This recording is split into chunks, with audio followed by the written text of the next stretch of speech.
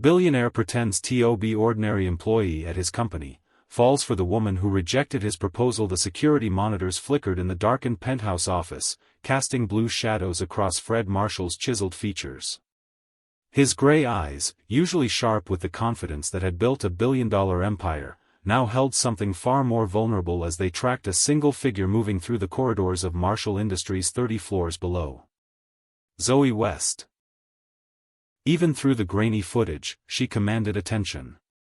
Her graceful stride spoke of a woman who knew her worth, who had fought for every achievement in a world that demanded she prove herself twice as hard as anyone else.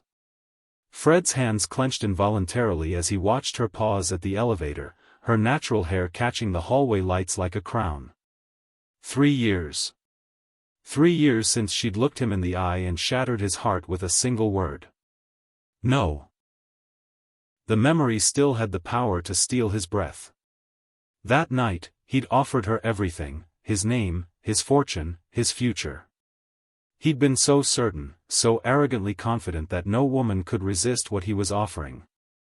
But Zoe had stood in his marble foyer, elegant in the dress he'd bought her, and spoken the word that would haunt him every day since. "I can't marry someone who thinks love can be purchased, Fred." Her voice had been steady, but he'd seen the tears she'd fought to contain. He'd been too shocked, too wounded by the rejection to understand what she was really saying. All he'd heard was a no, all he'd felt was the familiar sting of not being enough, not being worthy, the same feeling that had plagued him since childhood when his father's love came with conditions and his mother's affection had price tags. But now, watching her move through his company with the confidence he'd always admired, Fred finally understood. She hadn't rejected him. She'd rejected what he represented, the assumption that wealth could substitute for genuine connection, that status could replace authentic love. The intercom buzzed, jolting him from his thoughts. "Mr. Marshall? Your brother is here." Alex Marshall entered without ceremony, his expression a mixture of concern and exasperation that Fred had grown accustomed to over the past 6 months. Where Fred was intensity and sharp edges, Alex possessed an easy charm that made him perfect for his role as VP of Operations. "You're still watching her," Alex observed, not bothering to hide his disapproval. "Fred, this obsession isn't healthy. You need to move on." "It's not obsession," Fred replied quietly, his gaze never leaving the monitor. "It's understanding." "Understanding what?" "That she rejected you. That happened 3 years ago. Accept it and find someone else." Fred finally turned from the screens, and Alex was startled by the transformation he saw. Gone was the cold calculation that had made Fred one of the youngest billionaires in the country. In its place was something rawer, more desperate. She rejected Fred Marshall, the CEO. The man who thought money could buy love. "But what if that's not who I really am? What if I've been hiding behind the fortune so long that I forgot there was a person underneath?" Alex stared at his brother. "What are you saying?" "I'm saying I want to find out who I am when I'm not the man who owns everything in this building.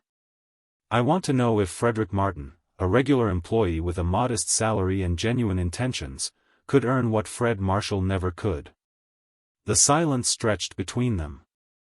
Alex had seen his brother make bold business decisions, calculated risks that had elevated Marshall Industries from their father's regional company to an international conglomerate. But this wasn't business. This was personal, and personal had always been Fred's weakness. "You want to go undercover in your own company," Alex said slowly. "To win back a woman who already rejected you once. To win back a woman who rejected someone I'm not sure I ever really was."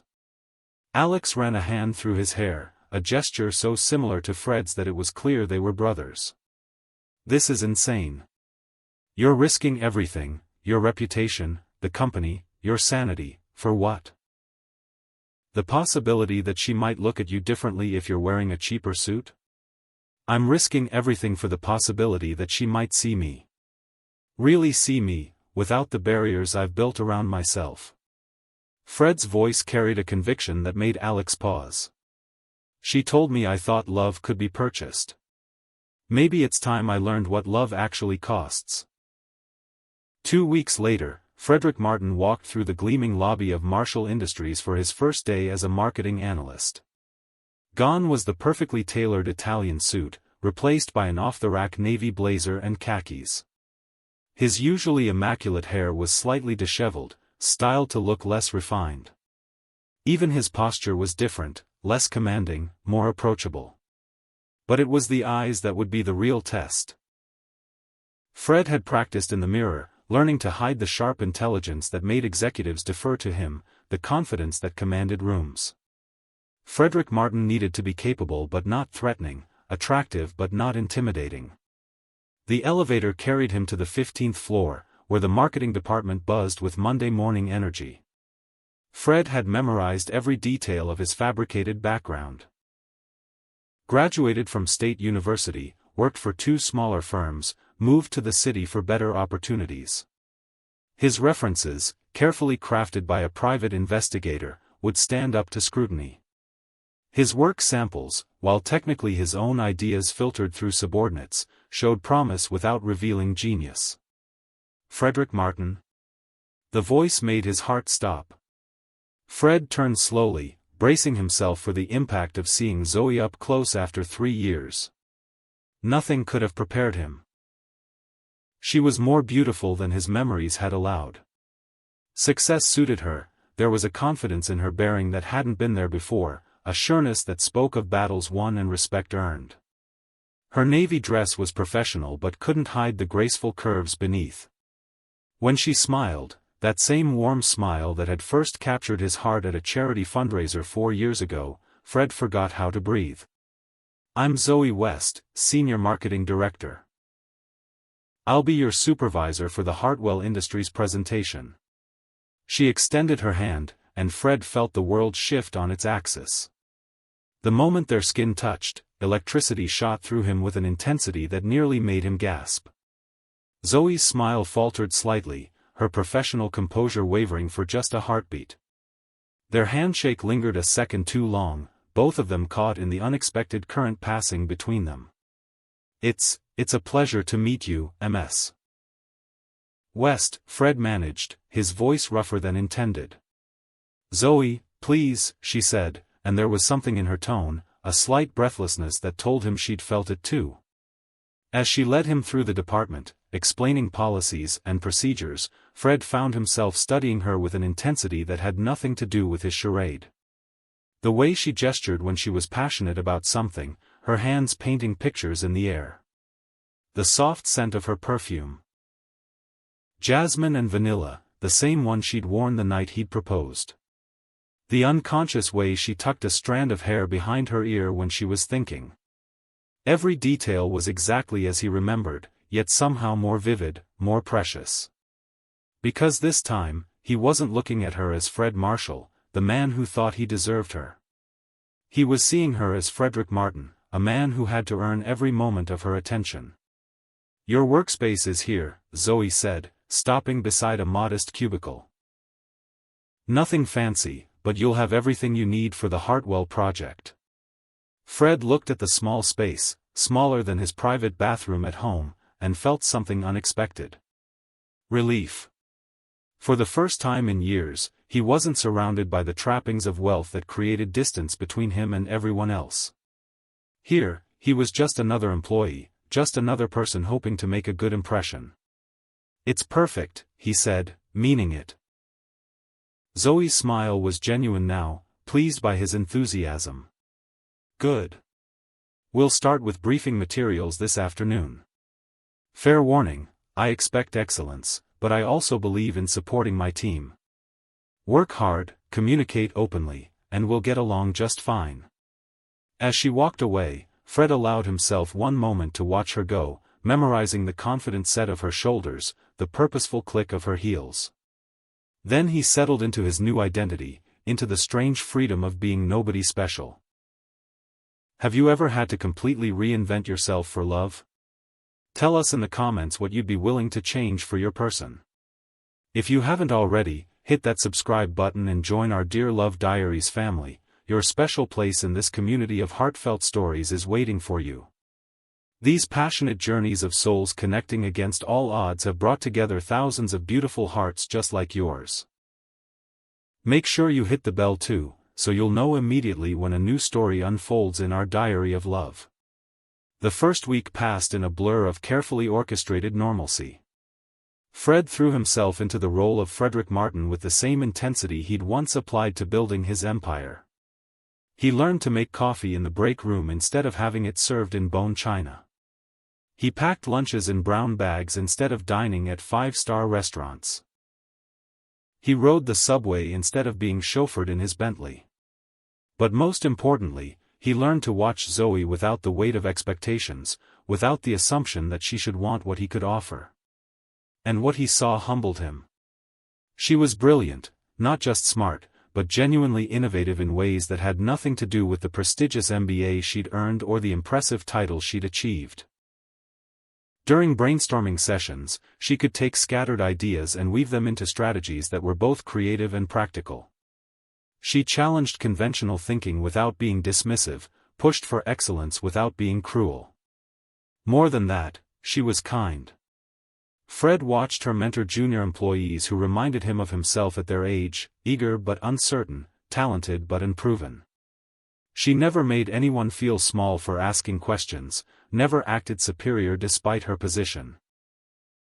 With him, she was professional but gradually warming. He caught her watching him sometimes when she thought he wasn't looking, noticed how she seemed to unconsciously mirror his movements during meetings.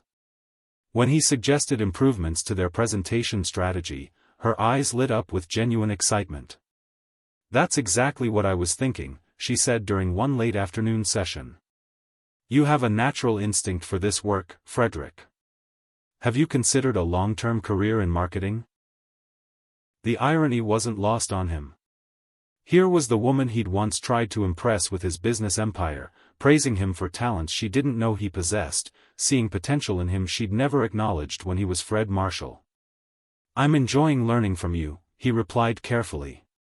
"You make me want to be better." Something flickered in her eyes, recognition, perhaps, or just appreciation for the compliment. Either way, Fred felt it like a small victory. It was during the second week that everything shifted. The break room coffee machine had been Fred's nemesis since day one. Unlike the sophisticated espresso setup in his penthouse, this temperamental beast required finesse he'd never developed. He stood before it Tuesday morning, frustrated after another failed attempt, when Zoe appeared beside him. "Having trouble?" she asked, amusement dancing in her voice. "I think it's plotting against me," Fred admitted. Zoe laughed. A sound that hit him like sunshine after a thunderstorm. "Here, let me show you the secret." She moved closer, close enough that he caught that familiar scent of jasmine and vanilla, close enough to feel the warmth radiating from her skin.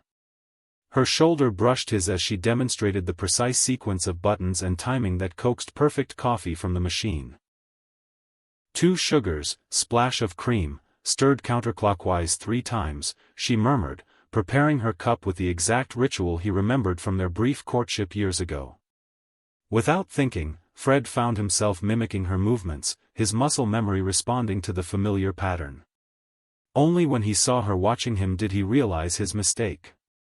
That's exactly how I make mine," Zoe said slowly, her brow furrowing with confusion. Their eyes met over their coffee cups, and Fred felt the dangerous pull of recognition. For a heartbeat, he saw something flicker across her face, not quite memory, but awareness. As if some part of her knew him, even if her mind couldn't place how. "Great minds think alike," he said lightly, but his voice betrayed him with its slight tremor. The moment stretched between them, charged with something neither could name. Then Carmen Rhodes swept into the break room with her usual dramatic flair, shattering the intimate atmosphere. "Frederick. Just the person I was looking for," Carmen announced, her smile too bright, too calculated. "I heard you're working on the Hartwell presentation with Zoe. I'd love to collaborate, bring some senior-level insight to the project."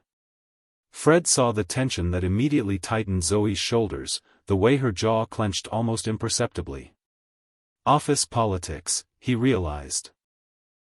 Carmen saw an opportunity to attach herself to a high-profile project, to position herself as the real leader while Zoe did the work. "That's generous," Fred replied carefully, "but I think Zoe has everything well in hand. I'm learning a lot from her approach." Carmen's smile sharpened. "Of course, she's very dedicated. But experience matters, don't you think? I've been with the company for 8 years." The dismissal was subtle but clear.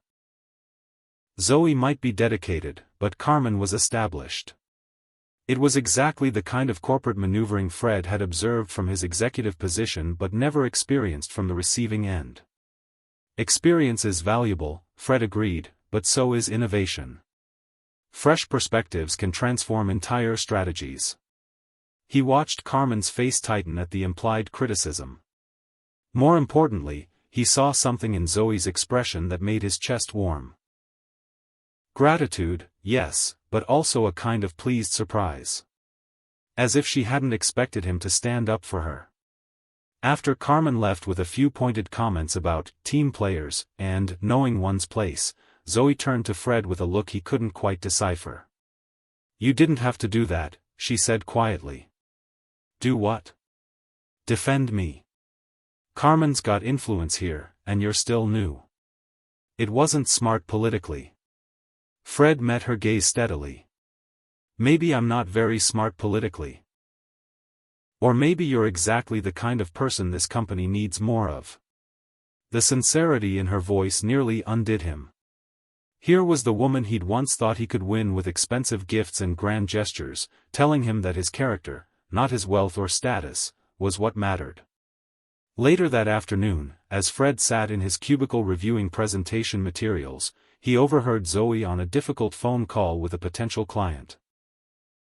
The conversation had started professionally enough, but it quickly became clear that the client was more interested in undermining her authority than discussing business strategy.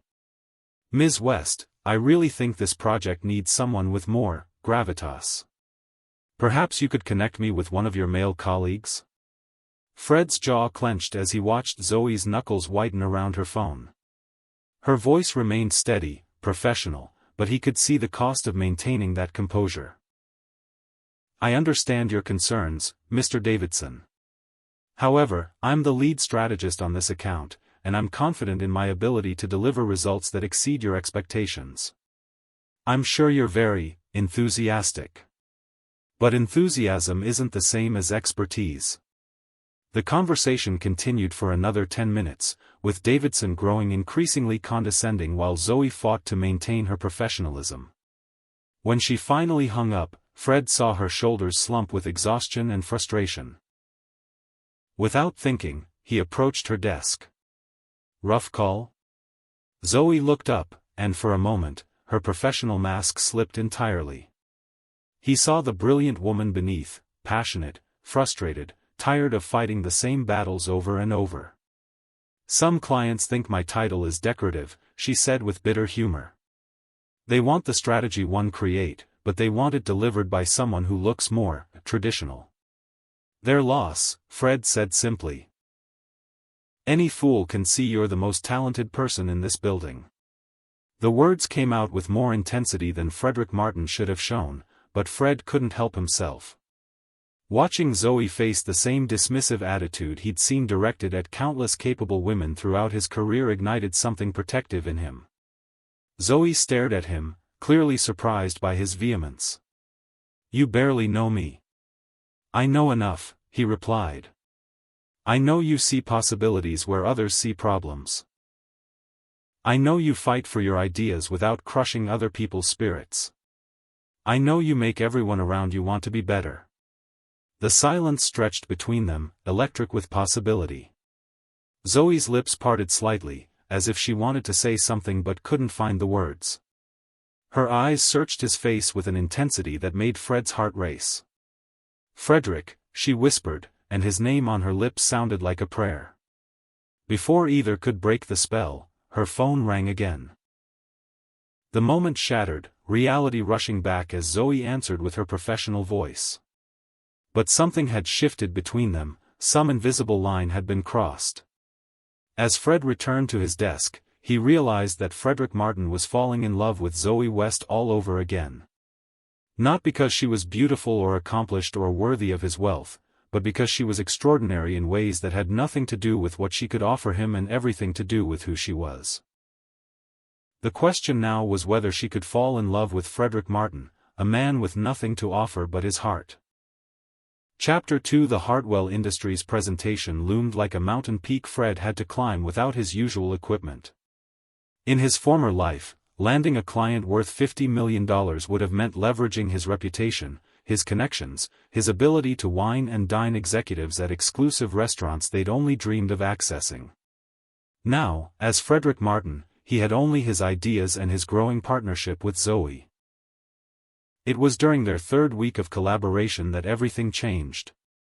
"We need to stay late tonight," Zoe announced Friday afternoon, her voice carrying the weight of impending deadlines. Hartwell moved up their timeline. "They want to see preliminary concepts Monday morning."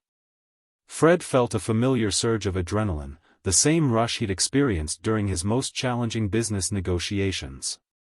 But this time, the stakes felt different. More personal. He wasn't just trying to close a deal. He was trying to prove himself worthy of working beside the woman who haunted his every thought. As the afternoon wore on, the office gradually emptied. One by one, their colleagues packed up their belongings and headed home to families, to dinner plans, to lives outside these walls.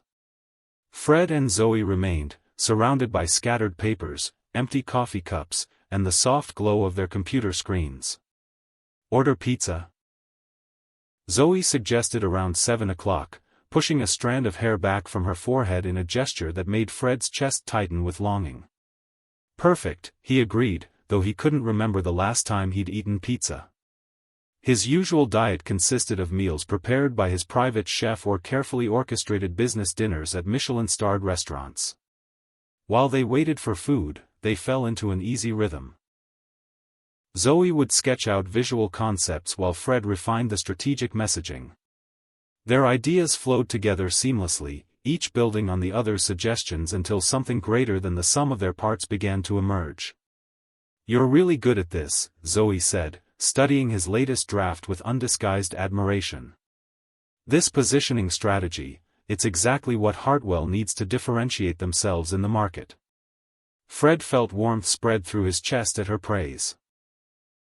He'd received accolades from Fortune 500 CEOs, had been featured on magazine covers for his business acumen, but nothing had ever felt as meaningful as Zoe's genuine appreciation for his work. "I have a good teacher," he replied, and meant it completely. When the pizza arrived, they ate at her desk, surrounded by their work. Fred marveled at how natural it felt, this simple sharing of an ordinary meal with an extraordinary woman. No elaborate place settings, no carefully selected wine pairings. Just conversation and connection. "Can I ask you something?" Zoe said, twirling a string of cheese around her finger with unconscious grace. Fred's heart skipped. "Of course. Where did you work before this?" "Your resume says Morrison and Associates, but when I called for references, they were vague." For a moment, Fred's carefully constructed world threatened to crumble. He'd prepared for this question, but sitting here in the intimate glow of her desk lamp, surrounded by the trust she was offering him, the lies felt like lead weights in his throat. "Small firm," he said carefully. "I wasn't there very long. Office politics, you know." It wasn't entirely false. He had worked briefly at Morrison and Associates, a consulting firm he'd acquired and restructured before selling at a significant profit. But his role there had been as the acquiring CEO, not the struggling analyst Frederick Martin claimed to be. Zoe nodded sympathetically. "I understand. I've seen plenty of talented people get squeezed out because they didn't play the game the right way." Her understanding made his deception feel even more toxic. Here she was, offering him empathy for struggles she thought he'd faced, and he was lying to her face. "What about you?" he asked, desperate to shift the focus away from his fabricated history. "How did you end up here?" Zoe's expression softened, and she settled back in her chair with a look that told Fred he was about to hear something important. "I started as an intern right out of college," she began. "My father, Charlie, he's a construction foreman. Good, honest work, but he wanted more for me. Education is the one thing nobody can take away from you, baby girl," he used to say. Fred found himself leaning forward, captivated by this glimpse into her past. "I worked 2 jobs to pay for school, graduated summa cum laude, and still barely had enough to survive. When I got the internship here, I was sleeping on my friend's couch and eating ramen for every meal." She laughed, but there was steel beneath the humor. "I was so hungry, literally and figuratively, that I would have done anything to prove myself." "And you did," Fred said quietly. "Eventually. But it took years of being overlooked, of having my ideas credited to other people, of being told I was too aggressive when I advocated for myself." Her eyes met his, and he saw both vulnerability and strength in their depths. "I learned early that in this world, you have to fight twice as hard to get half as much. But once you prove yourself, really prove yourself, it's worth every battle." Fred felt something crack open inside his chest. This was the woman he'd tried to win with expensive jewelry and lavish vacations, not understanding that she'd already fought for everything she valued. No wonder she'd rejected his proposal, not because she didn't care for him, but because she couldn't trust that he saw her as anything more than a beautiful prize to be acquired. "I admire that," he said, his voice rougher than intended. "Your strength, your determination. The way you've built something meaningful from nothing." Zoe studied his face in the soft light, and Fred felt exposed, as if she could see straight through to his soul. "You talk like you understand," she said softly. "Like you've fought some of those battles yourself." Fred's heart hammered against his ribs. Here was his chance, not to reveal everything, but to share something real, something true beneath the layers of deception. "I know what it's like to feel like you have to prove your worth," he said carefully. "To wonder if people see you for who you really are, or just what they think you can do for them." The admission hung between them, honest in a way that transcended his assumed identity. Zoe's expression shifted, her professional mask slipping to reveal something softer, more vulnerable. "Most people don't understand that," she whispered. "Then most people haven't been paying attention." The moment stretched between them, electric with possibility. Fred could feel the magnetic pull drawing him toward her, could see his own longing reflected in her dark eyes. Her lips parted slightly, and he found himself leaning closer, drawn by a force stronger than reason. The lights went out. Emergency lighting flickered on, casting dramatic shadows across the empty office. A recorded voice echoed through the building's speaker system, announcing a security system malfunction that would keep all exits locked until morning. "You've got to be kidding me," Zoe muttered, but her breathless laugh suggested she wasn't entirely displeased by their predicament. Fred stood and moved to the windows, looking out at the city lights below. 20 floors up, trapped in an empty building with the woman he loved, it would have been romantic if his heart wasn't racing with equal parts desire and terror. "Looks like we're stuck," he said, turning back to find Zoe gathering candles from various desks. "Emergency supplies," she explained, lighting them with matches from the break room. "I've been through building lockdowns before." Soon, their workspace was transformed into something intimate and otherworldly. Candlelight flickered across Zoe's features, making her skin glow like burnished gold. The city spread out below them like a carpet of stars, and the rest of the world felt very far away. "Well," Zoe said, settling back into her chair with a smile that made Fred's pulse quicken, "I guess we have all night to perfect this presentation." But as the hours passed, work became secondary to conversation. In the hushed intimacy of their candlelit sanctuary, they talked about everything and nothing. Childhood dreams and adult disappointments. Books that had changed their perspectives and movies that made them cry. The small moments that had shaped them into the people they'd become. Fred found himself sharing pieces of his real self, carefully edited, but genuine nonetheless. His love of sailing, though he claimed it was something he'd tried on vacation rather than his hobby of choice. His complicated relationship with family expectations, presented as pressure from parents rather than board members. His fear that he might never find someone who loved him for who he was beneath the surface.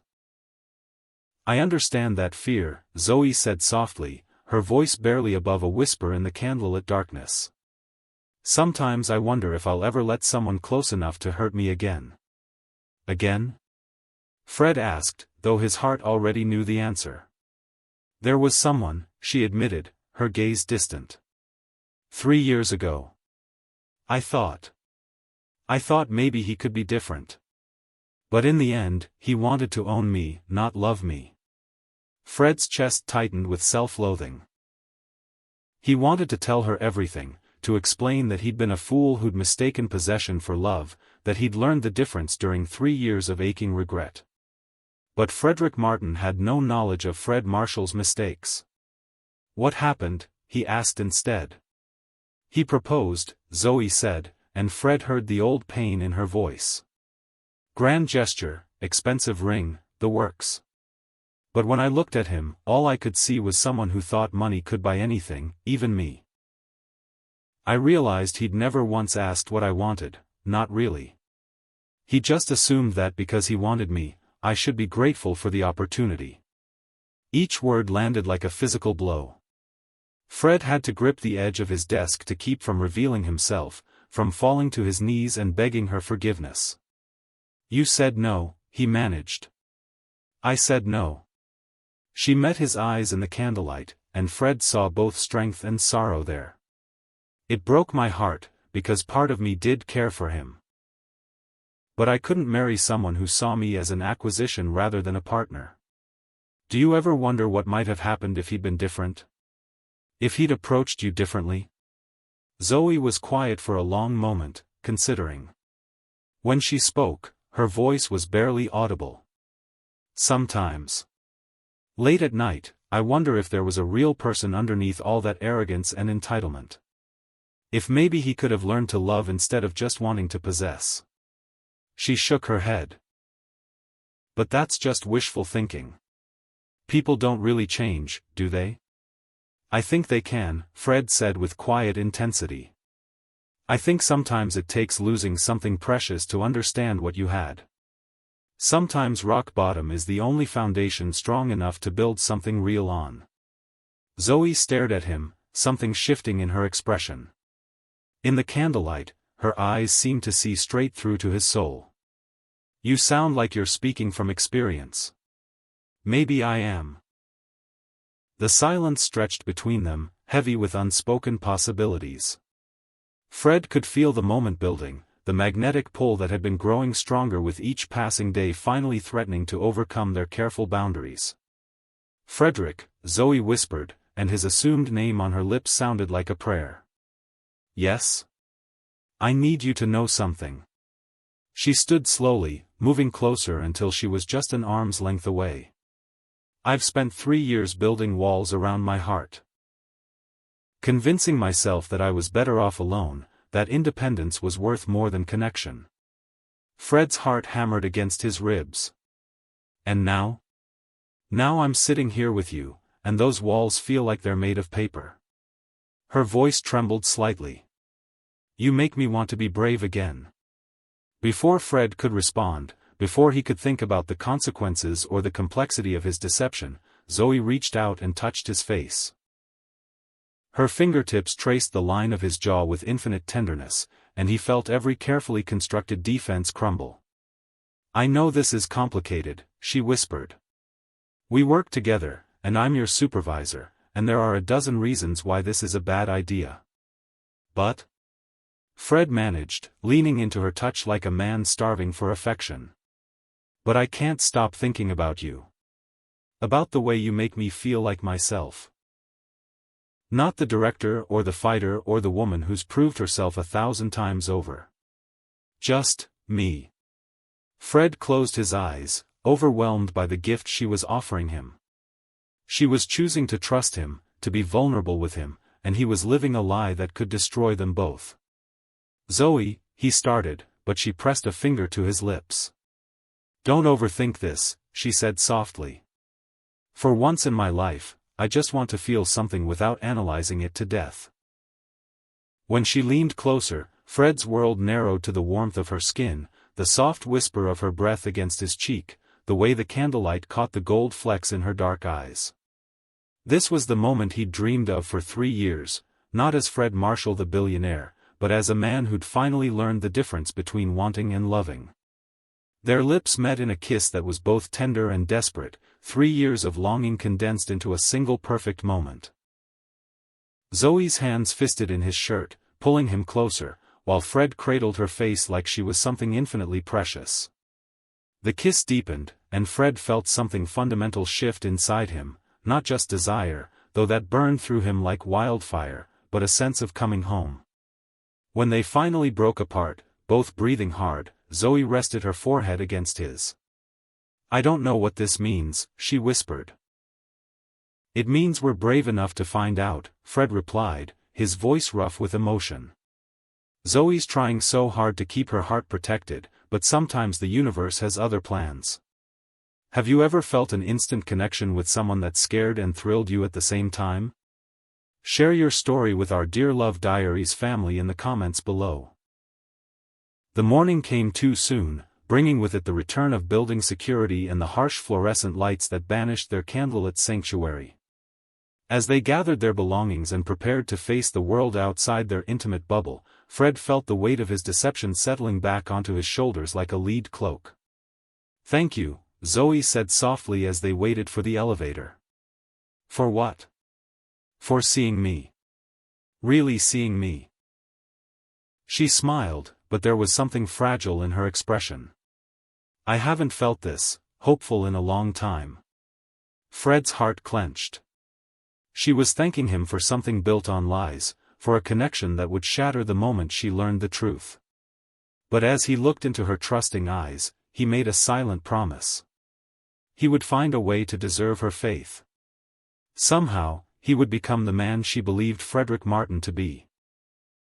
Over the following weeks, their relationship deepened in small, precious increments. Coffee breaks that lasted longer than they should. Lunch meetings that had nothing to do with business. Stolen moments in empty conference rooms where they'd kiss until they were breathless and dizzy with wanting more. Fred discovered sides of himself he'd forgotten existed. With Zoe, he wasn't the driven CEO who conquered markets and built empires. He was simply a man learning what it meant to be truly known by someone else. She brought out his humor, his capacity for wonder, his ability to find joy in simple pleasures. You're different from anyone I've ever known, Zoe told him one evening as they walked through the city park near her apartment. They'd been working late again, or pretending to work while stealing glances across the conference table like teenagers with a crush. Different how? Fred asked, though his heart was already racing with anticipation of her answer. You see people. Really see them. Most men in corporate environments, they look at women like me as either threats to be neutralized or trophies to be won.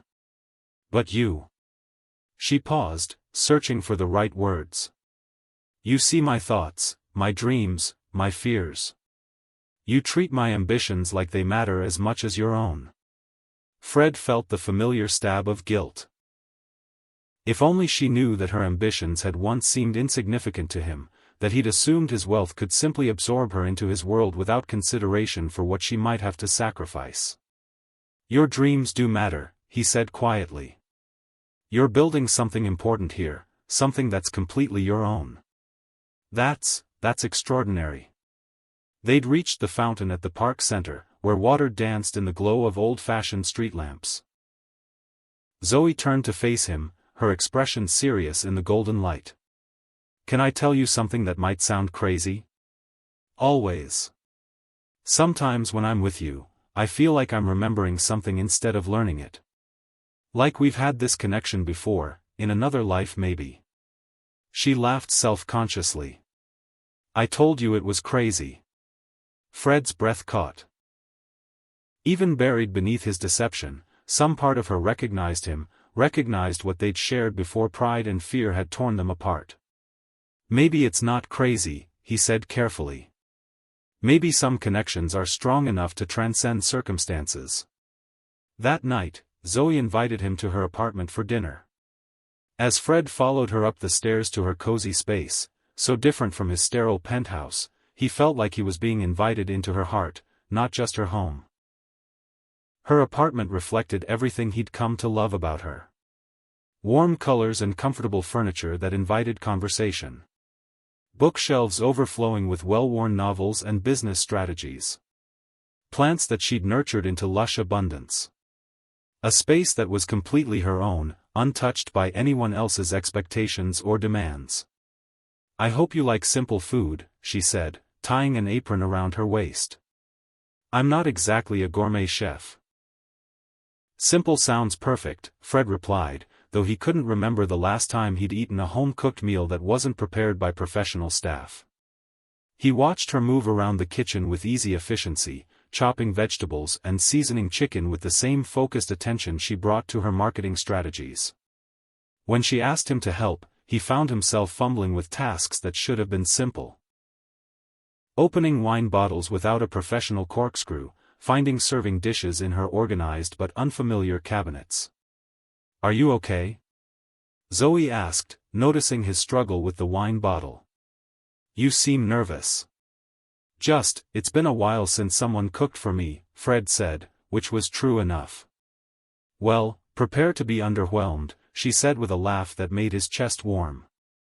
"But what I lack in culinary skill, I make up for in enthusiasm."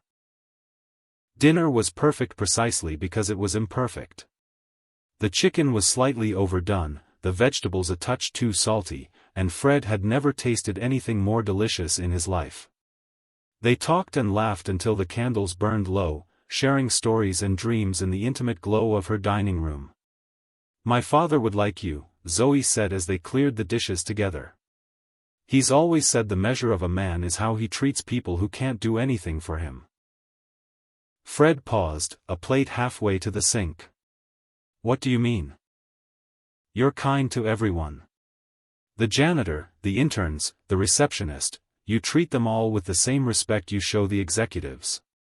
It's rare, especially in our industry." Another knife to the heart. She was praising him for basic human decency that he'd had to relearn, for treating people as equals instead of subordinates in his personal empire. "Everyone deserves respect," he said quietly. "Yes, they do. But not everyone has figured that out." Later, as they sat on her couch with glasses of wine, Zoe curled against his side with a contentment that nearly broke his heart. Fred found himself memorizing every detail. The way her hair caught the lamplight. The soft sound of her breathing. The trust in her relaxed posture as she leaned into his strength. "Frederick," she said softly. I need to tell you something that might change things between us." Fred's entire body tensed. Had she figured out who he really was? Had someone from his past life recognized him despite his careful disguise? 3 years ago, I was involved with someone, she continued, her voice barely above a whisper. Someone with money and power and all the things society says a woman should want. "What happened?" Fred asked, though he already knew the answer would destroy him. "I thought I loved him. Maybe I did, in a way. But when he proposed, I realized he'd never really seen me as a person. I was a prize to be won, a beautiful object to display at his side. He thought his money made him irresistible, that any woman would be grateful for the opportunity to be taken care of by him." Fred closed his eyes, each word landing like a physical blow. "The worst part," Zoe continued, "was that part of me was tempted. The security he offered, the life of luxury, it would have been so easy to say yes. But I knew that if I did, I'd lose myself completely. I'd become what he wanted me to be instead of who I really am." "You were brave to say no," Fred managed. "I was terrified to say no. But I was more terrified of saying yes." She shifted in his arms, looking up at him with eyes that held both vulnerability and strength. I'm telling you this because what I feel for you is completely different. You make me feel valued for who I am, not what I represent. You challenge me to be better without trying to change me into someone else. The irony was crushing. She was praising him for qualities he'd only developed after losing her, for becoming the man he should have been when he'd first asked for her heart. "Zoe," he whispered, his voice thick with emotion. "I know it's fast, and I know it's complicated with work, but I think I'm falling in love with you, Frederick Martin. The real you, not some fantasy version. Is that crazy?" Fred's heart shattered and soared simultaneously. She was falling in love with him. The real him, the man he'd become through pain and growth and desperate longing. But she was falling in love with Frederick Martin, not knowing that Fred Marshall lived inside the same skin. "It's not crazy," he said, pressing his lips to her forehead. "It's the most beautiful thing anyone's ever said to me." When she kissed him this time, it was with complete abandon, 3 years of careful self-protection dissolving in the heat of their connection. Fred lost himself in her taste, her touch, the soft sound she made as he traced the line of her neck with his lips. This was love, not the selfish wanting he'd once mistaken for it, but the complete surrender of self in service of another's happiness. "Stay with me tonight," Zoe whispered against his mouth. Fred's control snapped. All the careful restraint he'd maintained, all the boundaries he'd respected, crumbled in the face of her invitation.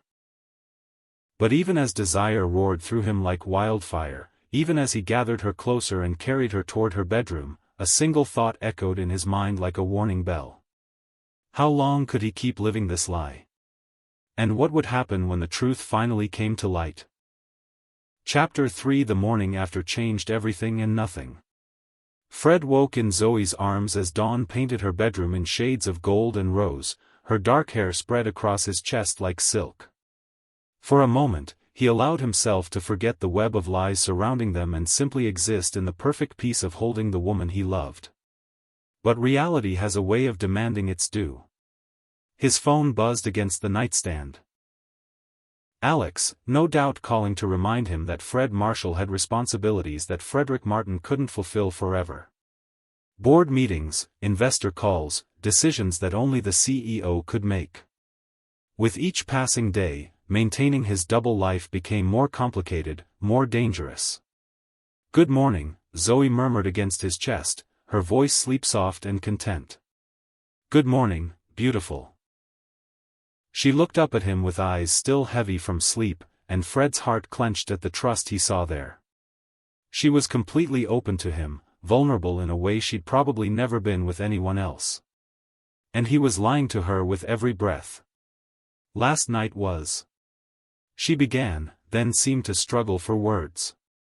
"Perfect," Fred finished, and meant it completely. Despite the deception that shadowed every moment, what they'd shared had been the most honest thing he'd ever experienced.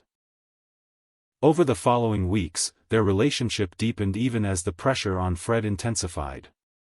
He found himself living 3 separate lives: Frederick Martin the devoted boyfriend, Fred Marshall the absent CEO, and the man caught between them who was slowly losing himself in the contradiction. Alex grew increasingly frustrated with his brother's continued absence. "The board is asking questions," Alex warned during one of their clandestine meetings in a coffee shop across town. "Thompson thinks you're having a breakdown. Rodriguez is pushing for a vote of no confidence." "Let them," Fred said, though his stomach clenched at the thought of losing the company his father had built. "I need more time." "Time for what? You're living in a fantasy, Fred. This can't last forever." But Fred was discovering that some fantasies felt more real than the life he'd left behind. As Frederick Martin, he was happier than he'd ever been as Fred Marshall.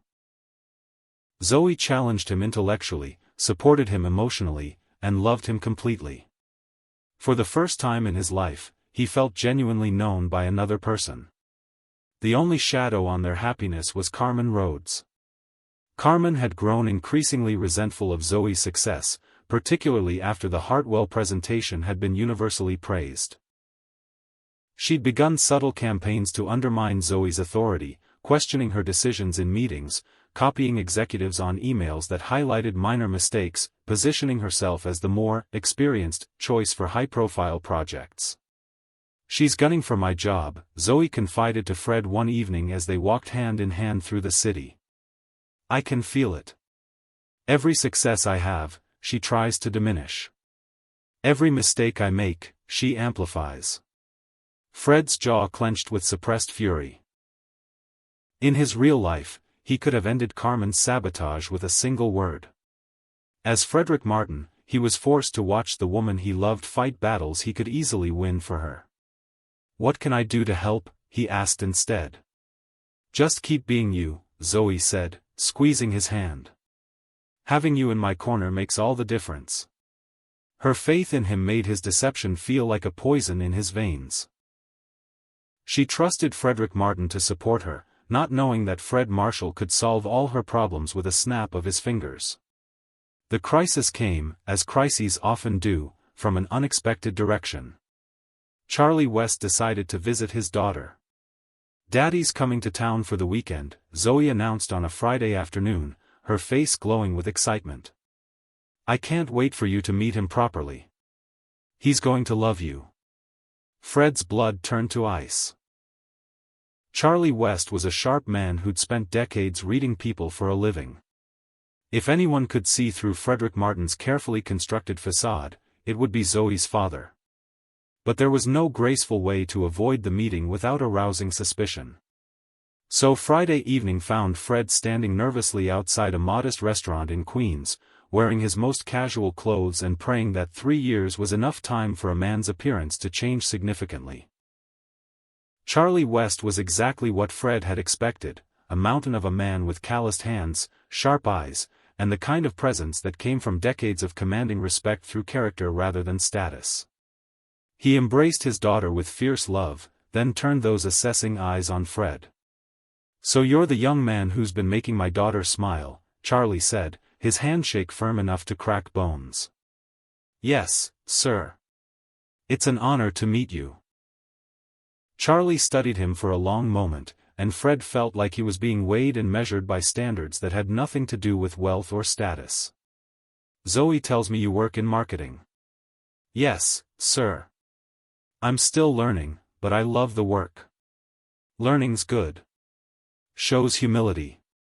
Charlie settled back in his chair, but his gaze never left Fred's face. "Tell me about your family." Fred had prepared for this question, but sitting across from Charlie West. A man who'd worked with his hands his entire life to provide for his family, the carefully crafted lies felt like ash in his mouth. "My parents are complicated," he said carefully. "They have strong opinions about how I should live my life." "Don't we all?" Charlie said with a laugh. "The question is whether those opinions matter more than your own happiness." "They used to," Fred admitted, surprising himself with the honesty. "I spent a lot of years trying to be what they wanted instead of who I really am." "And now?" Fred glanced at Zoe, who was watching their interaction with nervous hope, and felt something fundamental shift inside him. "Now I'm learning that love isn't about meeting someone else's expectations. It's about being brave enough to show someone who you really are and trusting them to love you anyway." Charlie's expression softened, and Fred realized he'd passed some kind of test. "That's wisdom that usually takes a man decades to learn," Charlie said. "Most folks your age are still playing games, trying to impress people with things that don't matter." The irony was devastating. Here was Zoe's father, praising him for wisdom he'd only gained through the pain of losing Zoe the first time, while Fred continued to play the biggest game of all. Dinner passed in a blur of careful conversation and growing dread. Charlie regaled them with stories from construction sites, lessons in leadership learned from managing crews of strong-willed men. Zoe glowed with pride and happiness, clearly thrilled that the two most important men in her life were getting along so well. "I like him," Charlie told Zoe privately as Fred waited outside the restaurant. "He's got depth, that one. And he looks at you like you hung the moon." But as they said their goodbyes, Charlie surprised Fred with a quiet comment that sent ice through his veins. You know, you remind me of someone, Charlie said thoughtfully. Can't quite place it, but there's something familiar about you. That night, Fred lay awake in Zoe's arms, staring at the ceiling and facing the terrible truth he'd been avoiding. His deception was a house of cards in a windstorm, and sooner or later, it was going to collapse. The only question was whether he could find the courage to tear it down himself before it destroyed everything he'd built with Zoe. Meanwhile, 3,000 miles away, Lucy Marshall was running out of patience. "This is humiliating," Lucy declared to Alex during one of their weekly lunches at the country club. "My son, a Marshall, pretending to be some common employee. It's undignified." "He's happy, Mother," Alex said wearily. "Happier than I've ever seen him." "Happiness is a luxury we can't afford. The board is questioning his leadership, the media is speculating about his whereabouts, and our stock price is beginning to fluctuate. This nonsense needs to end." "And if he refuses?" Lucy's smile was sharp as a blade. "Then I'll end it for him." The blow came on a Tuesday morning that had started like any other. Fred was at his Frederick Martin desk, reviewing market research for their next campaign, when his phone rang with a call that would shatter his carefully constructed world. "Fred, we have a problem," Alex's voice was tight with panic. "Mother's called a press conference for this afternoon. She's announcing your engagement to Victoria Ashworth." Fred's blood turned to ice. Victoria Ashworth. Daughter of a prominent family, suitable in every way that mattered to society, and completely irrelevant to his heart. "She can't do that." "She can and she is. She's tired of waiting for you to come to your senses, as she puts it. If you don't show up to confirm the engagement, she's threatened to tell the press you're having a mental breakdown." Fred closed his eyes, feeling the walls closing in around him. "How long do I have?" 3 hours. The press conference is at 4. Across the office, Fred could see Zoe in a meeting with potential clients, her face animated as she presented ideas that could transform their business. She had no idea that in a few hours, her world was about to explode. "Fred? Are you there?" "I'm here." Fred's voice sounded hollow, even to his own ears. "What are you going to do?" Fred looked at Zoe again, memorizing the way the afternoon light caught in her hair, the confident set of her shoulders as she commanded the room. In 3 hours, she would learn that the man she loved was a lie. In 3 hours, he would lose the only real thing he'd ever had. "I'm going to tell her the truth." Fred hung up before Alex could respond. His hands were shaking as he packed up his desk, every movement feeling like a small death. By tomorrow, Frederick Martin would cease to exist, and with him, the only version of himself that Zoe had ever loved. He found Zoe in her office an hour later, her face glowing with excitement from the successful client meeting. "Frederick. Perfect timing. Did you see how well the Henderson presentation went?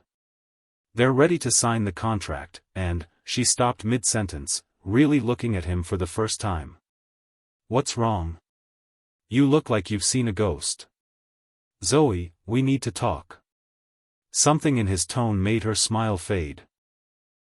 She closed her office door and turned to face him, and Fred saw the exact moment when fear crept into her eyes.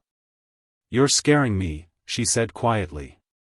Fred took a shaky breath, knowing that the next words would destroy everything beautiful they'd built together. "My name isn't Frederick Martin." The silence stretched between them like a chasm. Zoe blinked, confusion replacing fear. "What do you mean?" "I mean I've been lying to you. About who I am, about my background, about everything." Fred's voice cracked on the words. "My real name is Fred Marshall. I own this company." For a moment, Zoe just stared at him as if he were speaking a foreign language. Then understanding dawned, and Fred watched her face transform from confusion to horror to devastating betrayal. "You're..." she whispered. "You're him. The man who proposed to me 3 years ago." "Yes." This whole time, you've been. She backed away from him, her hands shaking. This whole time, you've been what? Conducting some sick experiment? Playing games with my life? No, Zoe, it wasn't like that. Then what was it like? Her voice rose, pain and fury warring in her expression. Because from where I'm standing, it looks like a billionaire decided to have some fun with the naive little employee who dared to reject him. The truth has a way of demanding to be heard, doesn't it? Sometimes we think we're protecting the people we love by hiding parts of ourselves, but secrets always have consequences. Have you ever kept a secret that you thought was for someone's own good? How did it turn out? Share your experiences with our Dear Love Diaries community. You want to know why I said no 3 years ago? Zoe's voice was raw with anguish. Because I was falling in love with you, and it terrified me. Because men like you don't love women like me, you collect us. Fred stepped toward her, desperate to explain, but she held up a hand to stop him. I told you about him. About the man who tried to buy me with expensive gifts and grand gestures. I told you how he made me feel like a prize instead of a person. And the whole time. Her laugh was broken, bitter. The whole time, I was talking to him. Zoe, please, let me explain. Explain what? How you lied to me every single day. How you watched me pour my heart out about the man who hurt me, knowing that man was you. How you let me fall in love with a person who doesn't even exist. Each accusation hit like a physical blow, but Fred forced himself to stand there and take it. She deserved her anger. She deserved her pain. She deserved the truth, even if it destroyed them both. Frederick Martin was never a lie, he said desperately.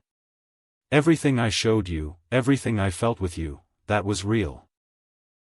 That was who I really am underneath everything else. Underneath the lies, you mean? Zoe's eyes were bright with unshed tears. How am I supposed to believe anything you say now? How do I know what was real and what was just part of your game? Because I love you, Fred said, his voice breaking. I love you more than my own life, more than this company, more than anything I've ever owned or achieved. These past months with you have been the only real thing I've ever experienced. Don't. The word came out like a sob. Don't you dare say you love me. Love doesn't lie. Love doesn't manipulate. Love doesn't build itself on deception. You're right, Fred admitted, his own tears threatening to fall. What I did 3 years ago wasn't love. It was selfishness and arrogance and the belief that I could have anything I wanted if I just offered enough money. But I've learned, you've learned? Zoe's laugh was sharp with pain. You've learned to be a better liar? Because that's all this was, wasn't it? An elaborate lie to get what you wanted. No, Fred said fiercely. It was me trying to become someone worthy of you. Someone who could love you the way you deserve to be loved. By lying to me every single day? By learning to see you. Really see you, not as a prize to be won or a trophy to be displayed, but as the extraordinary woman you are. Zoe, these months as Frederick Martin taught me what love actually means. You taught me. Stop, Zoe whispered, pressing her hands to her ears. Just stop. I can't. I can't listen to this. Fred's phone rang, the shrill sound cutting through the heavy silence. Alex's name flashed on the screen, and Fred knew without answering that time had run out. I have to take this, he said quietly. Don't bother, Zoe said, her voice hollow. I already know what it is. Your mother's press conference is starting soon, isn't it? The one where she announces your engagement to someone more suitable than the girl from Queens who didn't know her place. Fred's silence was answer enough. Get out, Zoe said quietly. Zoe, please, get out. The scream seemed to tear from her very soul. Get out of my office, get out of my life, and don't you ever come near me again. Fred stood there for a moment, memorizing her face even twisted with pain. even filled with hatred for him. Then he turned and walked away, each step feeling like he was leaving pieces of his heart scattered on her office floor. Behind him, he heard the sound of something shattering, a coffee mug, maybe, or a picture frame. But he knew the real thing that had broken couldn't be swept up and thrown away. He'd shattered the heart of the only woman he'd ever truly loved, and this time, there would be no second chances. As Fred walked through the building he owned toward the elevator that would carry him back to his penthouse prison, employees stared and whispered. Word had already begun to spread. Frederick Martin was gone, and in his place stood Fred Marshall, the billionaire CEO who'd been living among them in disguise. The elevator doors closed, sealing him away from the only life he'd ever wanted, and Fred finally allowed himself to break. He leaned against the wall and let the tears fall, mourning not just his relationship with Zoe, but the death of Frederick Martin, the man who'd been good enough to earn her love. 30 floors above the chaos, Lucy Marshall was preparing for her press conference, satisfied that she'd finally ended her son's embarrassing episode. She had no idea that in saving the Marshall family reputation, she'd destroyed the only thing that had ever made her son truly happy. And in her office, Zoe sat among the pieces of her shattered coffee mug and tried to figure out how to breathe in a world where the man she'd loved had never existed at all. The afternoon news would be full of speculation about Fred Marshall's mysterious absence and sudden return. The business section would analyze the impact on Marshall Industries' stock price. The society pages would dissect every detail of his engagement to Victoria Ashworth. But none of them would report the real story. How a billionaire had learned what love actually meant by pretending to be someone else, and how that lesson had come too late to save the only relationship that had ever mattered to him. Outside Zoe's office window, rain began to fall, washing the city clean while leaving some stains behind forever. In the days that followed, the ripple effects of Fred's revelation spread through Marshall Industries like wildfire. Employees who'd worked alongside Frederick Martin felt betrayed and confused. Some were angry at being deceived by their own CEO. Others were sympathetic, recognizing that the man they'd known as Frederick had been genuinely kind and hardworking. But for Zoe, the reactions of others barely registered. She moved through her days in a haze of pain and humiliation, trying to process the magnitude of Fred's deception while maintaining her professional composure. Ava Daniels found her friend in the supply closet on Wednesday afternoon, tears streaming down her face as she pretended to organize filing supplies. "Honey," Ava said softly, closing the door behind her. "Talk to me." "I'm fine," Zoe lied, her voice thick with unshed tears. "You're not fine. You haven't been fine since Monday. And don't tell me it's about work stress, because I've never seen you like this over a project." Zoe finally looked up, her eyes red-rimmed and devastated. "He lied to me, Ava. About everything.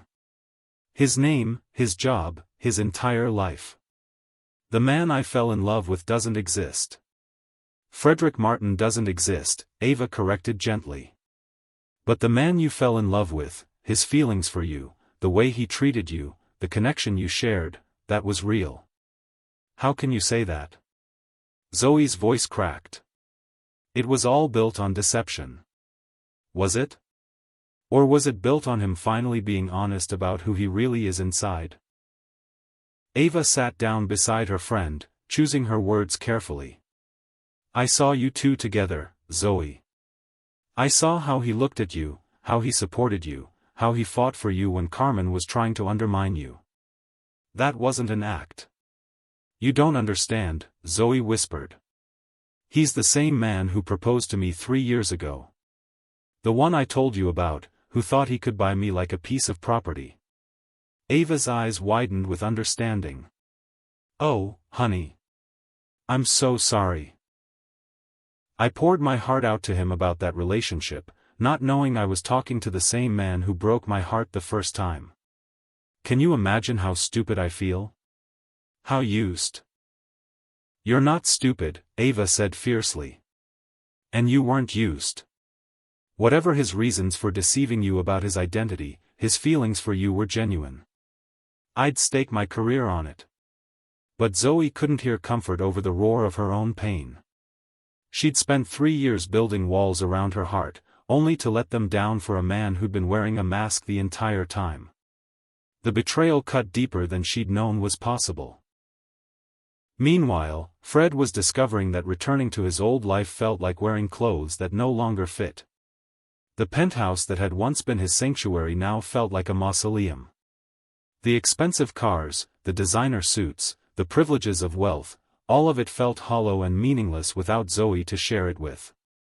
"You got what you wanted," Alex said during one of their tense encounters. "You're back to being Fred Marshall, full-time." "This isn't what I wanted," Fred replied, staring out at the city lights that no longer held any magic for him. "Then what did you want?" "I wanted to be worthy of her love. I wanted to prove that I could be more than just a bank account with a heartbeat. And instead you proved that you're exactly what she accused you of being, a man who thinks he can manipulate his way into getting what he wants." The words hit like a slap, but Fred couldn't argue with their truth. In trying to become someone better, he'd committed the same fundamental sin that had driven Zoe away the first time. He'd prioritized his own desires over her right to make informed choices about her life. Victoria Ashworth, the woman Lucy Marshall had chosen as her son's bride, proved to be everything Zoe was not: compliant, decorative, and utterly uninterested in Fred as anything more than a meal ticket to social prominence. "I understand this is just a business arrangement," Victoria said during their first private meeting. "You need a suitable wife for appearances, and I need the financial security your name provides. We don't have to pretend there's anything romantic about it." Fred looked at this woman who represented everything his mother valued: proper breeding, social connections, an understanding that love was less important than status, and felt nothing but emptiness. "I can't do this," he said quietly. "Excuse me? I can't marry you. I'm in love with someone else." Victoria's perfectly composed expression didn't waver. "The employee? The one the media is speculating about? Her name is Zoe, and she's worth 10 of anyone in our social circle." "Perhaps. But she's not here, is she? And from what I understand, she wants nothing to do with you." Victoria's smile was razor-sharp. "Love is a luxury, Frederick. But reputation and family expectations are realities that don't disappear just because you've had your heart broken." That evening, Fred stood on his penthouse balcony, looking down at the city where Zoe was somewhere below, probably trying to rebuild her life without him. The distance between them felt infinite, unbridgeable by anything he could offer. His phone buzzed with a text from an unknown number. For a wild moment, his heart leaped, hoping against hope that Zoe had reached out. Instead, he found a message that made his blood run cold. "Saw the news about your engagement. Zoe deserves better than your lies. Stay away from her, or I'll make sure the whole world knows what kind of man you really are. C.W. Charlie West."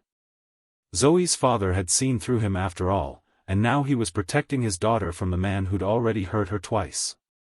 Fred typed and deleted a dozen responses before finally sending back a single word: "Understood." Because Charlie was right. Zoe did deserve better than his lies, better than the pain he'd caused her, better than a man who'd learned to love too late to matter. But as Fred stood alone in his tower of wealth and privilege, he made a decision that would have shocked his mother and confused his brother. He wasn't going to marry Victoria Ashworth. He wasn't going to accept that his deception had permanently closed the door on the only love that had ever mattered to him. He was going to find a way to prove to Zoe that Frederick Martin hadn't been a lie, he'd been a promise of the man Fred Marshall could become. And if it took the rest of his life, he was going to earn the right to love her properly, honestly, and completely. The question was whether Zoe would ever trust him enough to let him try. Chapter 4. The Marshall Industries boardroom had never felt more like a battlefield than it did on the morning Fred Marshall walked in to face the board of directors who'd been questioning his leadership for months. But this wasn't the same man who'd disappeared 6 months ago. This was someone who'd learned the difference between commanding respect and earning it. "Gentlemen, ladies," Fred began, his voice steady despite the magnitude of what he was about to do. "I'm here to announce my resignation as CEO of Marshall Industries, effective immediately." The room erupted in shocked murmurs. Board members who'd spent months complaining about his absence suddenly looked panicked at the prospect of his permanent departure. "Fred, let's not be hasty," Richard Thompson, the board chairman, said carefully. "Perhaps we should discuss." "There's nothing to discuss," Fred interrupted. "I'm also announcing that I'm transferring 60% of my shares to the employees of this company, creating the largest employee stock ownership program in our industry's history." The silence that followed was deafening. Lucy Marshall, who'd been sitting in the back of the room like a stone-faced sentinel, rose slowly from her chair. "Have you lost your mind?" she hissed. "You're giving away your birthright, your father's legacy." "I'm honoring my father's legacy," Fred said quietly. "He built this company to provide for families, to create opportunities for people to build better lives. Somewhere along the way, we forgot that the company exists to serve the people, not the other way around." "And what about your responsibilities? Your engagement to Victoria?" Fred's smile was sad but resolute. "There is no engagement. I've spent my entire life trying to be the man you and father wanted me to be, and in the process, I lost the only person who ever loved me for who I really am. I won't make that mistake again." "You're destroying everything we've worked for," Lucy said, her voice shaking with fury. "I'm saving the only thing that matters, my soul." As Fred walked out of the boardroom for the last time as CEO, he felt lighter than he had in years. The weight of expectations, of maintaining an image that had never fit properly, lifted from his shoulders with each step. But his real work was just beginning. Zoe stared at the email in her inbox with growing disbelief. It was from the interim CEO of Marshall Industries, Alex Marshall, Fred's brother, informing all employees about the ownership transfer that would make each of them shareholders in the company they'd helped build. "This is unprecedented," Ava said, reading the announcement over Zoe's shoulder. "Employee ownership at this level, it could transform the entire industry." "It's a publicity stunt," Zoe said flatly, though something in her chest tightened at the implications. "Fred Marshall trying to buy good press after his deception was exposed." "Is it?" Ava challenged gently. "Because according to this, he's giving up control of a billion-dollar company. That's a pretty expensive publicity stunt." Zoe couldn't answer, because she was remembering conversations with Frederick Martin about fairness and worker dignity, about how employees deserved to share in the success they created.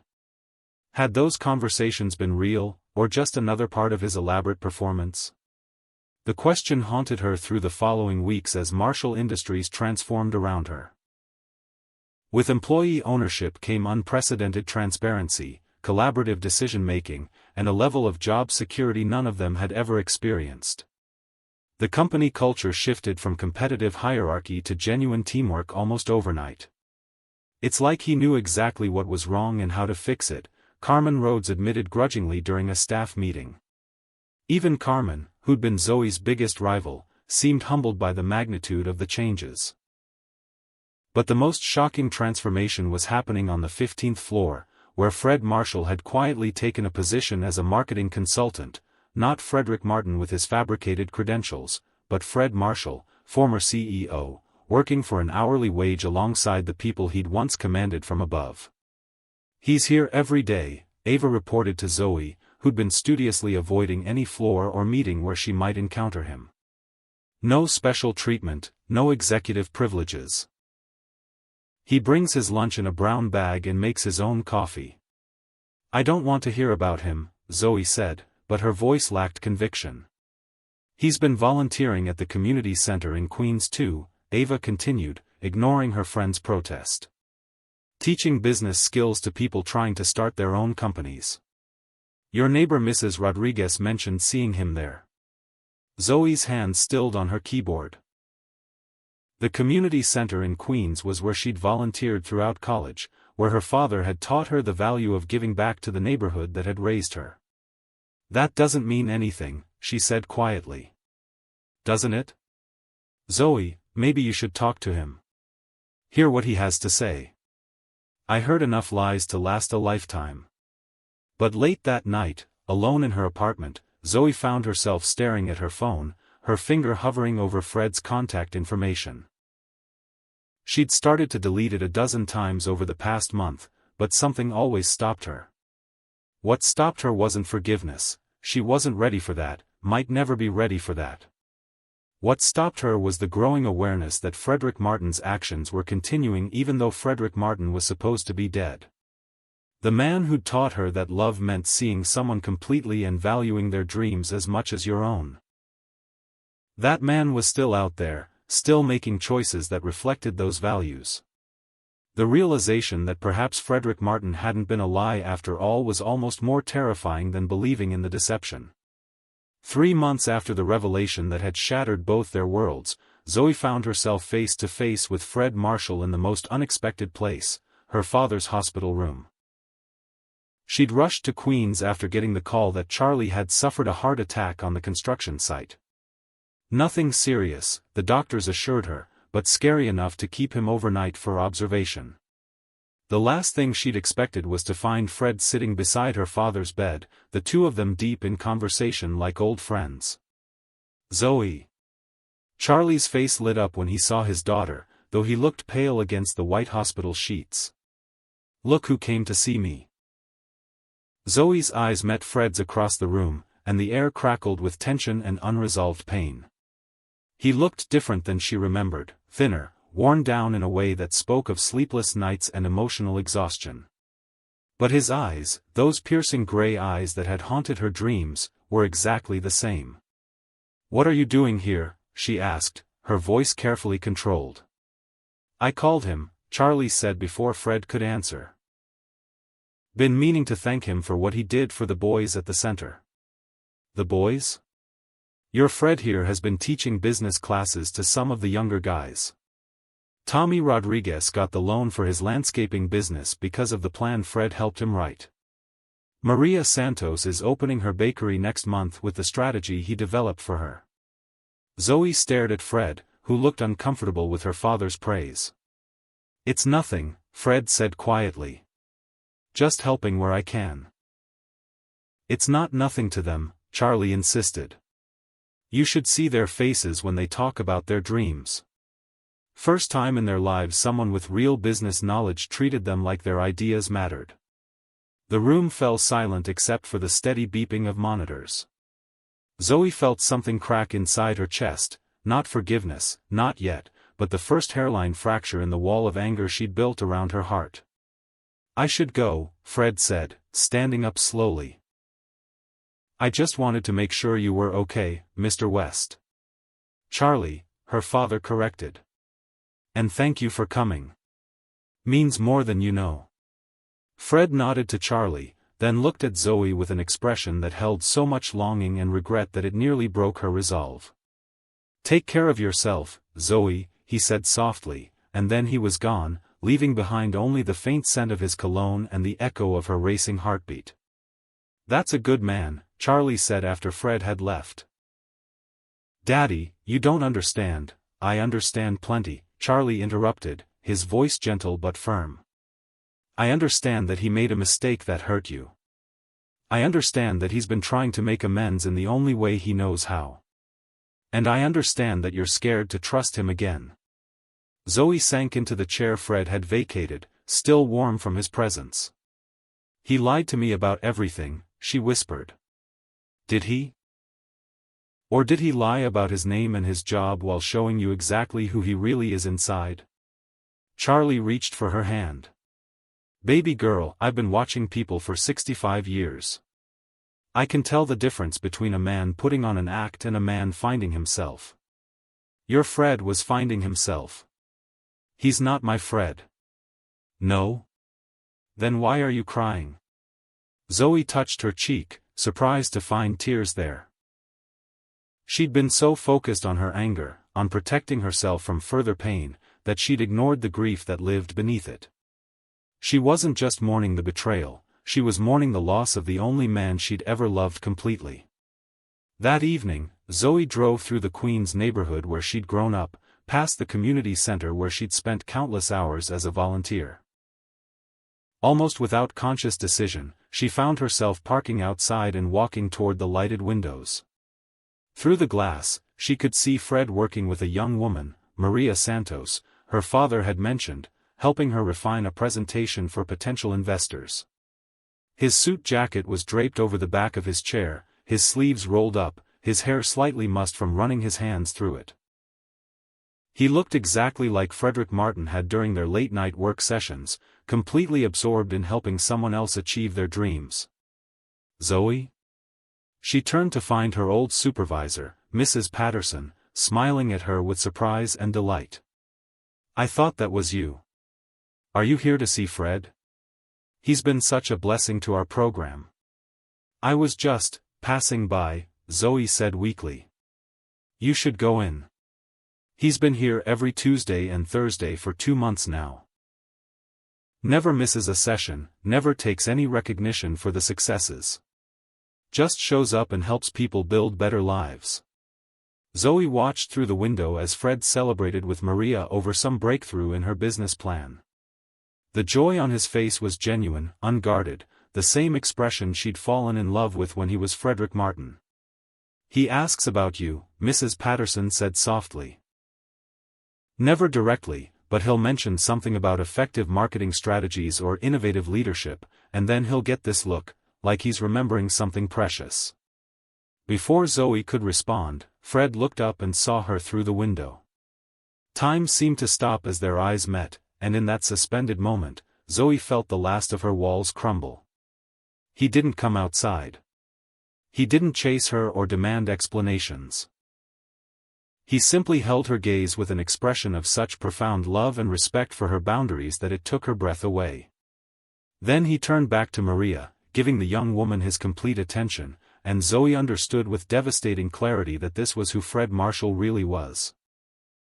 Not the arrogant billionaire who'd tried to buy her love, not the deceptive Frederick Martin who'd hidden his identity, but this man who showed up consistently, who valued other people's dreams, who had learned to love by giving instead of taking. A week later, Zoe made a decision that would have shocked her former self. She submitted her resignation from Marshall Industries. "You can't leave," Ava protested when she heard the news. "You've worked too hard to get where you are." "I'm not leaving because I'm giving up," Zoe explained. "I'm leaving because I'm finally brave enough to build something of my own."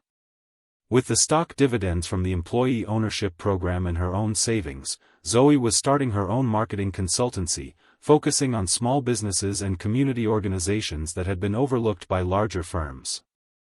It was a risk, a leap into uncertainty, but for the first time in her adult life, she was choosing possibility over security. Her first client was Maria Santos and her bakery. "I don't understand," Maria said when Zoe approached her after a community center meeting. "Why would someone with your credentials want to work with someone like me?" "Because someone like you is exactly who I want to work with," Zoe replied. "You have vision, determination, and dreams worth fighting for.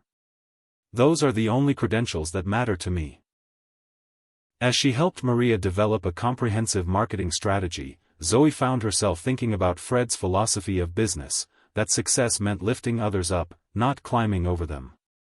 She was building her company on principles he'd taught her, even if she wasn't ready to admit that yet.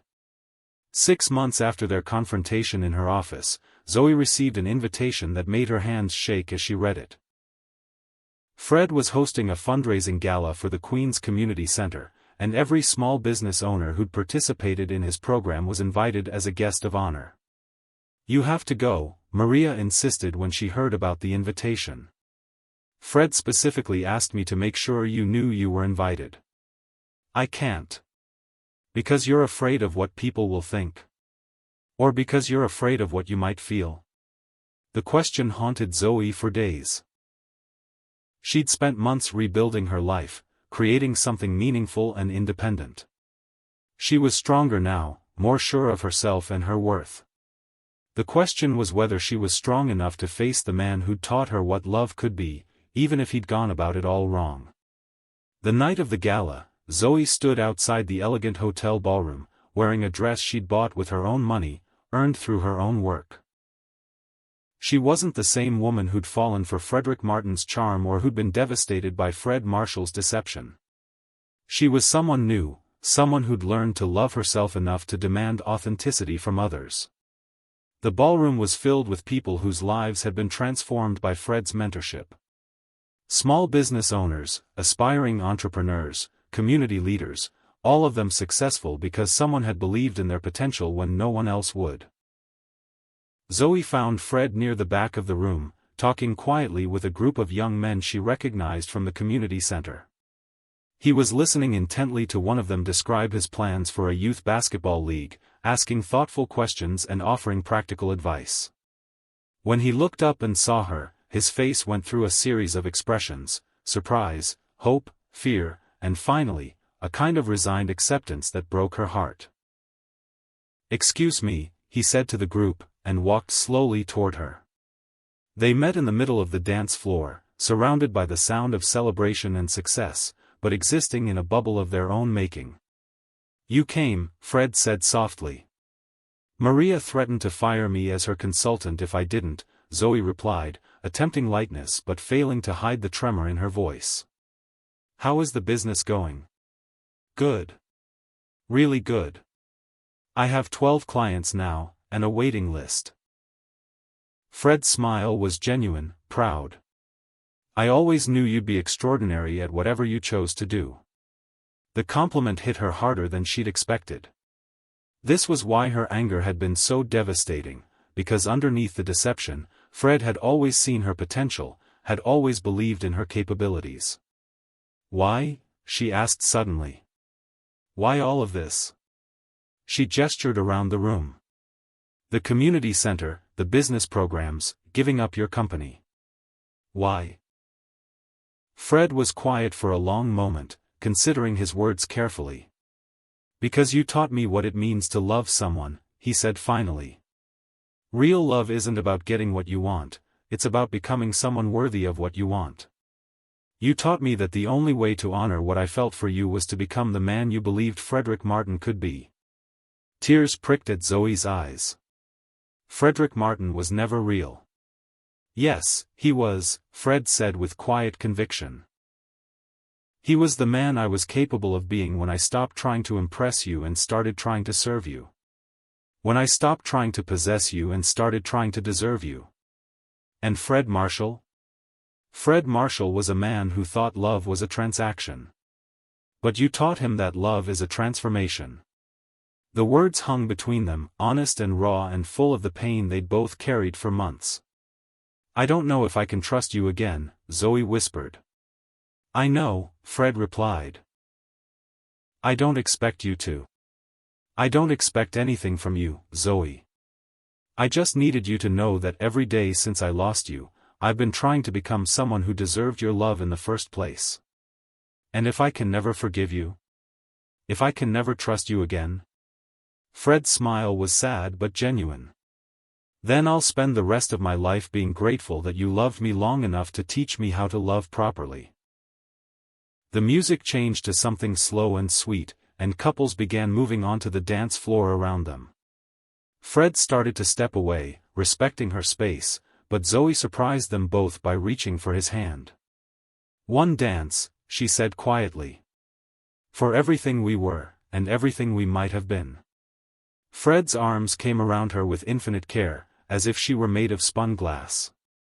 They moved together slowly, carefully, each trying to memorize the feel of holding the other one more time. "I'm not the same man who proposed to you 3 years ago," Fred said as they swayed to the music. "I'm not the same woman who said no," Zoe replied. "And I'm not the same man who lied to you 6 months ago." "I know," Zoe said, and realized she meant it. The man holding her now was someone different, someone who'd been broken down and rebuilt through loss and regret and the desperate desire to become better. "What happens now?" Fred asked as the song neared its end. Zoe looked up at him, seeing past the familiar features to the man beneath, not the billionaire or the pretender, but someone who'd learned to love by losing everything. Now we find out if two different people can learn to trust each other, she said. It wasn't forgiveness, not yet. It wasn't a reunion or a happy ending. It was something more precious, a beginning. A choice to be brave enough to try again, knowing that love sometimes requires multiple attempts to get it right. As the song ended and they stepped apart, Zoe felt something she hadn't experienced in months: hope. Not the naive hope of her younger self, but the hard-won hope of a woman who'd learned to value herself enough to demand authenticity from the people she loved. "Coffee tomorrow?" Fred asked, his voice careful, offering no pressure, just possibility. "Coffee tomorrow," Zoe agreed. 1 year later, Zoe West Marshall stood in the same Queens Community Center where she'd fallen in love twice. Once with Frederick Martin, and again with the man Fred Marshall had become. "You may kiss the bride," the officiant announced, and Fred gathered his wife into his arms with a reverence that brought tears to every eye in the room. Their wedding wasn't the society event Lucy Marshall had once planned, with hundreds of guests and elaborate arrangements. Instead, it was a celebration of authentic love, surrounded by the people who'd witnessed their journey, small business owners they'd helped, community members they'd served, friends who'd supported them through the darkness of deception and into the light of honest connection. Charlie West walked his daughter down the aisle with tears in his eyes, proud of the woman she'd become and the man she'd chosen to love. Ava Daniels served as maid of honor, having orchestrated a dozen accidental encounters that had helped rebuild trust between the couple. Even Alex Marshall, who'd initially doubted his brother's sanity, had come to see that Fred's apparent madness had actually been his salvation. "I promise to love you honestly," Fred said during their vows, his voice thick with emotion. "To see you completely, to support your dreams as if they were my own, and to never again confuse loving you with owning you." "I promise to trust bravely," Zoe replied, her own tears falling freely. "To choose hope over fear, to believe in the man you've become while honoring the lessons of who you used to be." Their love story wasn't traditional. It had required multiple attempts, devastating failures, and the complete reconstruction of two people who'd learned that real love demands real authenticity. But perhaps that's what made their happy ending feel so earned, so genuine. As they danced their first dance as husband and wife, surrounded by the community they'd built together, Zoe rested her head against Fred's chest and marveled at the journey that had brought them here. "Any regrets?" Fred asked softly. "Only one," Zoe replied, looking up at him with eyes that held no shadows, only love. "I regret that it took us so long to figure out that the best love stories aren't about perfect people finding each other, they're about imperfect people choosing to become better for each other." Fred's smile was radiant as he spun her around the dance floor, both of them surrounded by the laughter and joy of people who'd learned that second chances, when earned through genuine transformation, can be even more beautiful than first ones. Love stories like Fred and Zoe's remind us that sometimes we have to lose ourselves to find each other. Sometimes the greatest love requires the greatest courage, courage to be vulnerable, to forgive, to trust again after betrayal. What's the bravest thing you've ever done for love? Have you ever had to choose between safety and the possibility of something extraordinary? Share your own stories of courageous love with our Dear Love Diaries family in the comments. Your story might be exactly what someone else needs to hear today. 5 years later, Marshall Industries, now a worker-owned cooperative, had become a model for ethical business practices nationwide. Fred and Zoe's consulting firm had helped launch over 200 small businesses, creating thousands of jobs in communities that had been overlooked by traditional investors. But their greatest achievement wasn't professional, it was personal. They'd learned that love isn't about finding someone perfect, but about finding someone willing to grow alongside you. They'd discovered that the strongest relationships are built not on never failing each other, but on choosing to rebuild trust every time it cracks. Their story became legend within their community, not because it was perfect, but because it was real. Because it proved that people can change, that love can survive deception if it's followed by genuine transformation, and that sometimes the most beautiful endings come from the most broken beginnings. On quiet evenings, when they sat together in the home they'd built in Queens, close enough to the community center where their story truly began, Zoe would sometimes think about the woman she'd been 3 years ago. That woman had been strong, but she'd also been afraid.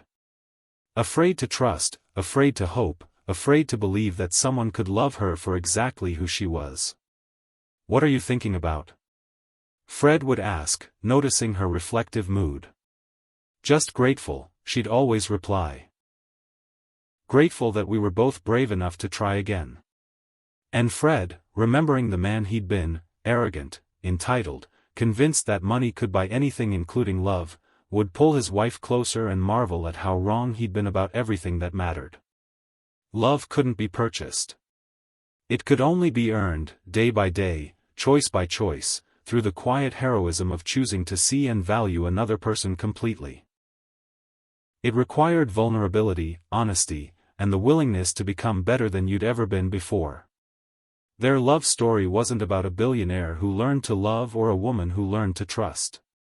It was about two imperfect people who discovered that the most authentic love grows not from perfection, but from the courage to be real with each other, even when that truth is complicated and messy and requires forgiveness that feels impossible to give. In the end, they learned that the most powerful love stories aren't about passion conquering all, they're about people choosing to conquer themselves, to become worthy of the love they're asking for. And sometimes, if you're very lucky and very brave, that choice leads to a love that transforms not just two hearts, but an entire community, proving that when love is built on authenticity rather than illusion, it has the power to change the world. If this story touched your heart, show us some love with a thumbs up and subscribe for more passionate love stories that celebrate the beautiful complexity of the human heart. Ring that notification bell so you never miss a tale of love conquering all odds.